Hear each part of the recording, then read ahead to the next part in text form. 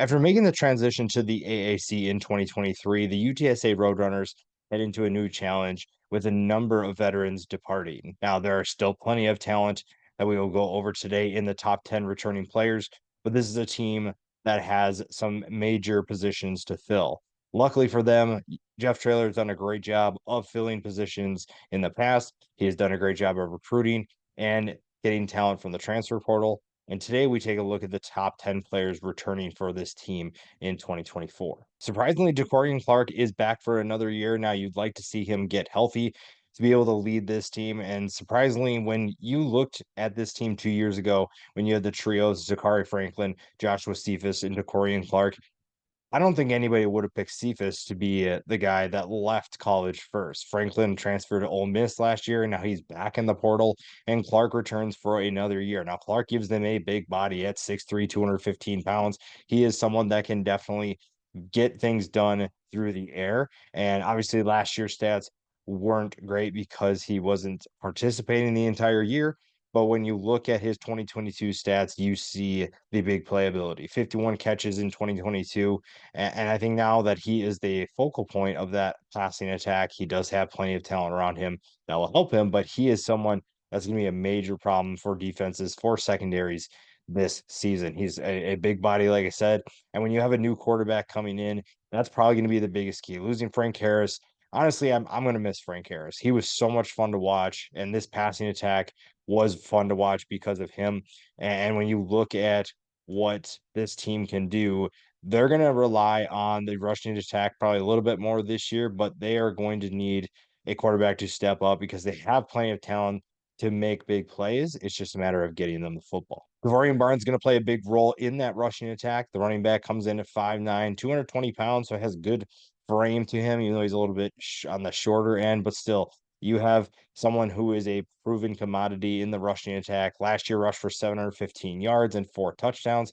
The duo of him and Robert Henry is going to be really fun to watch this year. This is a group that, like I said, probably going to rely on the rushing attack a little bit more. And when you look at last year, this was the team that finished 52nd in the country in rushing yards per game. That number may increase. They may improve because of their need to rely on that group, unless a quarterback emerges sooner rather than later. But Convorian Barnes, again, a compact frame, good size with his frame, so tackling him isn't the easiest. And I think that he's in store for a special season. Devin McEwen's probably someone to keep an eye on in terms of a breakout year. Had 546 yards. So maybe you could say last year was his breakout year, but I believe he's in store for an even bigger season. Again, a lot of this hinges on what the quarterback position can do.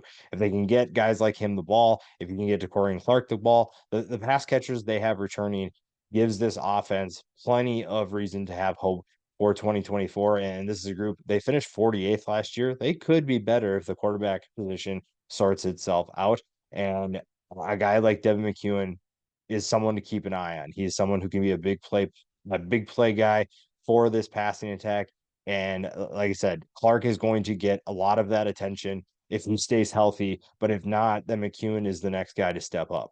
Flipping over to the defensive side of the ball. Now, this is a group that has had plenty of talent, plenty of experience, but maybe hasn't been the elite group that they need. Now, with the offense maybe having a little bit of trouble early on, potentially, I don't think that's going to be the case. But again, the quarterback position and the offensive line will be the two groups that people pay attention to. If they get things sorted out, then the focus goes back to the defense. Jamal Leon is the guy who will be able to step up for this defense. I believe that you're looking at someone who has plenty of experience, and that reason is enough for me to put him in that more of a leadership role. Again, I think you've looked at UTSA in the past. They have had a number of talented players, but now you lose a lot of those players. A guy, Rashad Wisdom is gone on the back end of that defense, which doesn't really affect the linebackers as much. But we're talking about leadership. You need guys to step up in a big way. And Jamal Ligon is a guy who can step up. He can be that playmaker. He can get guys in the right position. You have a number of changes coming up front. When you look at what they have returning, though, amongst these linebackers, this is someone who is going to lead the way in terms of, like I said, getting guys in position, putting them in position to make plays and elevating the teammates around him. The defense, again, has plenty of talent, but this is a group that does need to take a step forward. They're still, I think, at times very, you could say average. You're right in the middle. Most of their stats are right in the middle in terms of the college football. The rest of the country, I think you're looking at a group that needs to step up, a group that if the offense doesn't get things going early, that this group needs to step up and needs to be the leaders of this team. We talked about Robert Henry earlier, and you're looking at someone who is probably underrated in terms of the running back group. 588 yards, 11 touchdowns. The leading returning rushing touchdown player for this team, and him and Kavoria Barnes will be a fun duo to watch. Henry is a little bit taller, but a little bit leaner in terms of weight at 190 pounds, 5'10". So again, you're kind of getting that compliment of you have someone who's 190 pounds, maybe a little bit quicker, and then Corey and Barnes, who adds 30 pounds to his frame and is more of that downhill guy that's going to make life very difficult in the trenches. Again, the rushing attack, I have my eyes on the rushing attack early for UTSA, especially with the quarterback position. We'll mention it before. They need to get things sorted out, but this is a rushing attack that should be very fun to watch. The offensive line has the bodies, has the experience, and has the talent. It's just a matter of can they work together. You lose a number of key contributors, and that makes for a transitional period. And if this rushing attack can be the steadying force and the offensive line can move bodies, then guys like Robert Henry will have a big year. The offense will be just fine until the quarterback position can get sorted out. When I put this list together, a guy like Danya Taylor it was fun to put him on this list. And it reminded me of how much talent this team still has. Yes, you lose a lot of key players, especially on the defensive side of the ball, obviously on offense too. But this is still a very experienced group, a very talented group. I think that if you're looking for UTSA to take a step forward in the AAC last year. We thought that maybe they would do that, but if they are going to do that, a defensive player that can step up is Taylor. And you look at other guys that can contribute and be more disruptive. Taylor is one of those guys, whether that's deep downfield or if you're just putting him in kind of like a nickel role, kind of near the line of scrimmage. He is someone who can be disruptive. He's someone that can be a major contributor. And like I said, if this defense can take a step forward, then an AAC title is definitely in play. Another guy in that linebacker group, I believe he is the one that could take a huge step forward, is Jamari Robinson. 6'6", 235 pounds, good size for a linebacker. And he's probably just getting started. When you look at his production last year, you show a player who can be disruptive. Again, it's all about that disruption. When it comes to a group that finished 80th defending the pass, one way to help that is to be disruptive, get to the quarterback and make sure that you are disrupting the flow of that offense. Can you get to the quarterback? Can you make sure that they're making difficult decisions and making life very, very tough for that group? Secondary is where most of that pressure is going to be. Elliot Davison comes in after having to replace a guy like Rashad Wisdom.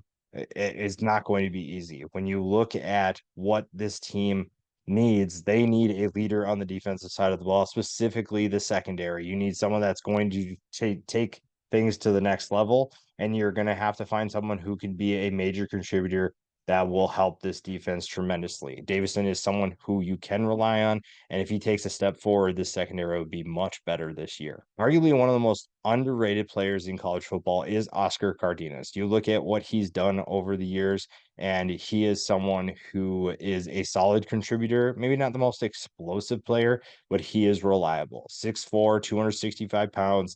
Everybody knows that he knows what he's doing.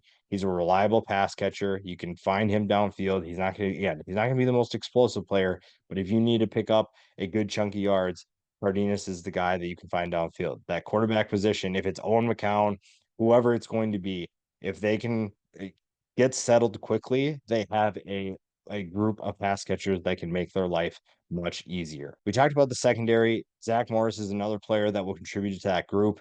and an experienced player from last year. And again, this is a group that finished 80th in the country defending the pass, and not great. And you're going to look at offenses in the AAC this year, and you're going to find a lot of talented passing attacks. And this is a group that needs to improve, and it needs to improve fast, because a team like Memphis will test you. A team like even Tulane, even though they're going through a coaching change, that's a group that's going to be tough. USF, they are going to put a lot of pressure on you, and the secondary needs to step up. Zach Morris is one of those guys. If he can step up, if he can be a contributor, again, this group has a lot of potential. There's a couple of groups that need to step up. And if they do, we're talking about a title run in the works for the Roadrunners in 2024.